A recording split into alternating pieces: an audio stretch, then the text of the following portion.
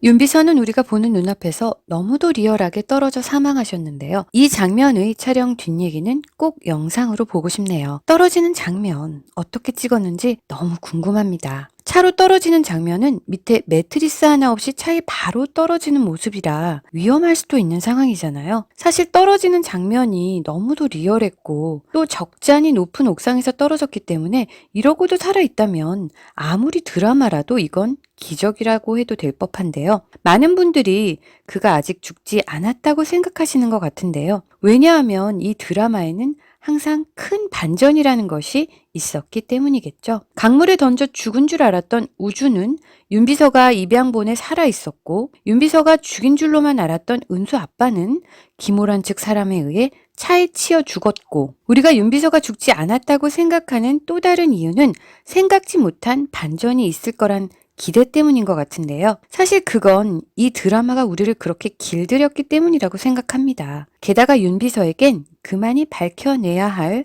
유골함 및 봉투의 진실이 있었죠. 윤비서는 유골함 밑에 봉투를 넣어두면서 김우란 회장으로부터 당신 딸 지켜드리겠습니다. 라고 말했기 때문에 이 봉투가 추후 전기범 살인사건의 중요한 단서이며 은수를 지켜줄 자료임에는 틀림이 없을 것입니다. 그런데 그가 낡은 신발 한 짝을 두고 사망했습니다. 그가 낡은 신발 밑창 속에 비밀을 감추고 간 것일까요? 10회에서 그가 장례식까지 치른 것으로 보아 윤비서는 확실히 죽었다고 생각하는 게 맞는 것 같은데요. 왜냐하면 윤비서의 시체가 장례식장에 있었으니까요. 높은 곳에서 떨어졌는데도 불구하고 죽지 않았다 치더라도 윤비서가 시체까지 바꾸어 놓았다고는 생각되지 않는데요. 그에겐 그를 도와줄 조력자도 돈도 없었으니까요. 그렇다면 봉투의 진실은 누가 알려주게 될까요? 9회에서 윤비서는 호란에게 유전자 검사 결과지를 통해 우주를 살려둔 사실이 들통나면서 위기를 맞게 되죠. 그때 윤비서는 호란에게 녹음 파일과 서류 봉투를 들고 가기 전에 아들의 병실에서 누군가에게 전화를 하는데요. 전화를 받은 사람은 과연 누구였을까요? 여보세요?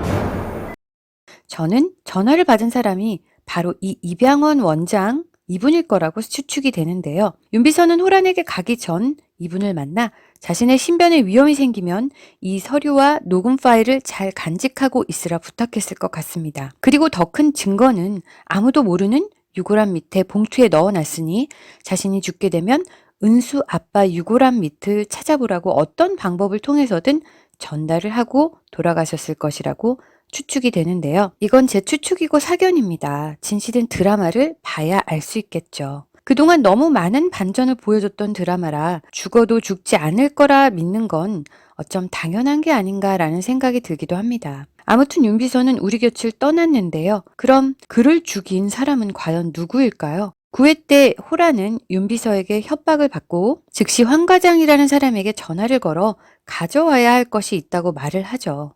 황 과장, 갖고 와야 할 물건이 있어. 그렇다면 옥상에서 윤비서를 추락하게 만든 사람이 황 과장일 것이라고 추측할 수 있겠네요. 10회 마지막에 지민과 부딪혔던 이분이 황 과장이 아닐까 추측을 해봅니다. 그런데 제작진은 지민과 부딪히는 장면 이후 김양기 작가 전시회를 비춰주고 박 기자, 그 김양기 작가에 대해서 뭐 좀 더 나온 거 없어? 또 지민이 전화를 하면서 김양기 작가의 조사 결과가 어떻게 됐는지 물어보죠. 은근히 그가 김양기일 수도 있다는 복선을 깔아두었는데요. 이것이 진짜 떡밥인지 아니면 그냥 페이크이고 낚시질인지는 11회를 봐야 알 수 있겠죠. 김양기 화가는 얼굴 없는 작가라고 알려졌기 때문에 이분이 김양기일 확률은 글쎄요. 잘 모르겠네요. 워낙 반전에 반전인 내용들이 넘쳐나서 예측 불가라고나 할까요? 지금까지는 김호란의 작품을 김양기라는 대역을 써서 대외적으로 내세우고 자신이 그린 그림을 자신이 수십억에 사들여 돈 세탁을 한 것이라고 추측을 했었는데요. 그 남자의 정체는 곧 밝혀지겠죠? 여러분의 생각은 어떠신가요? 자, 그리고 은수의 112 신고 전화. 사실 다들 신고는 사건 현장을 목격했을 것이라 추측되는 윤비서가 했을 것이라고 생각했었는데요. 그게 아니고 은수였네요. 신고자는 은수가 맞고 신고 내용이 조작된 것이라고 생각이 되는데요. 신고 내용은 두 가지로 나누어 추측해 볼 수 있습니다. 첫 번째, 가정폭력에 의한 정당 방위의 살인. 두 번째, 은수와 말다툼 중 우발적으로 전기범이 자신을 찔렀을 가능성. 이렇게 두 가지가 있는데요. 두 가지 내용이 중간에 삭제되면서 진실이 은폐되었다고 추측해 볼 수 있습니다. 즉, 이런 진실을 말하는 은수의 진술이 삭제되었을 것으로 추측됩니다. 그렇다면 윤비서가 호란에게 들려줬던 녹음 파일의 내용은 전기범 살해 당시 112에 신고 전화를 했던 은수의 진술의 진짜 원본 녹음 파일이 될 것으로 예상할 수 있는데요. 은수가 신고 당시 일부분만 잘려서 이어 붙였다고 하는 것으로 보아 호란이 진실을 은폐한 것은 가정폭력에 의한 은수의 정당방위 살인이거나 자신이 사랑했던 여자가 자신을 떠나려 하자 비가 난 전기범이 스스로 자신을 해치게 되는 비극적 상황일 것으로 예상이 되는데요.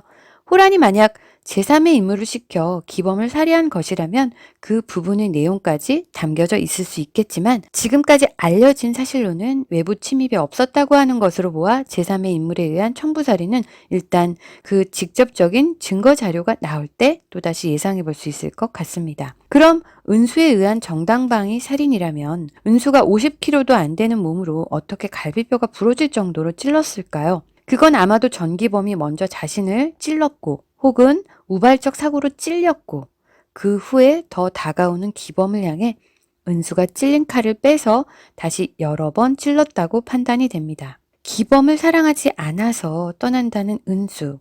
그런 은수를 향해 네가 어떻게 나한테 그럴 수 있겠냐고 다가오면서 은수가 찔린 칼을 빼고 꿈에서 본 것처럼 오지 말라 찔린 칼을 빼서 다시 여러 번 찌르면서 이미 칼에 찔려 피범벅이 된 상처 부위와 접촉이 되면서 피가 손에 묻고 그 직후 신고를 하고 혼절한 후 충격에 의해 단기 기억 상실이 온 것으로 예상이 됩니다. 자, 그렇다면 그 오피스텔에 가장 먼저 도착했던 사람은 누구일까요? 바로 윤비서였고 우리가 보지 못한 장면, 즉 은수가 기억하지 못하는 부분을 윤비서가 현장에서 들은 것으로 판단이 되어집니다. 이렇게 스토리를 정리해 보더라도 찝찝한 것이 한 가지 있습니다. 바로 호란의 행동들. 아무리 미워도 우주를 죽이려 하다니 결국 자기 핏줄인데 말이죠.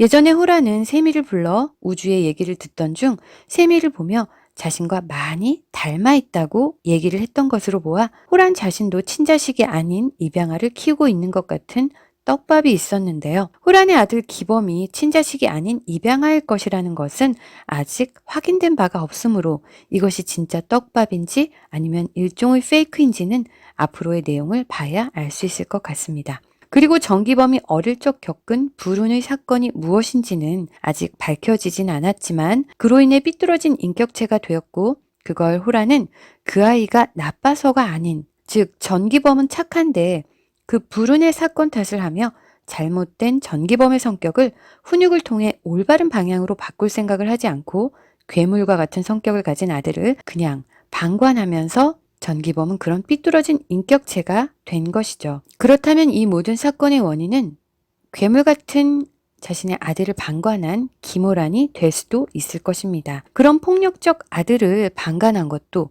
또 그날이 살인사건이 일어난 것도 어쩌면 모두 방관적인 태도로 일관한 김호란의 잘못을 빼놓을 순 없겠죠. 바로 호란이 그린 진실을 감춘 거짓 얼굴이란 작품은 그녀 자신을 나타내는 것이 아닐까라고 생각해 보았습니다. 그녀는 괴물 같은 아들의 모습에 방관하고 또 그런 아들의 가정폭력에 대해서도 방관하며 그 진실을 받아들이지 못하는 거짓 얼굴을 하고 있는 모습 말이죠. 자, 이렇게 내용을 정리해 봤는데요. 궁금증이 해소가 되셨나요? 아니면 무언가 더 궁금해지셨나요?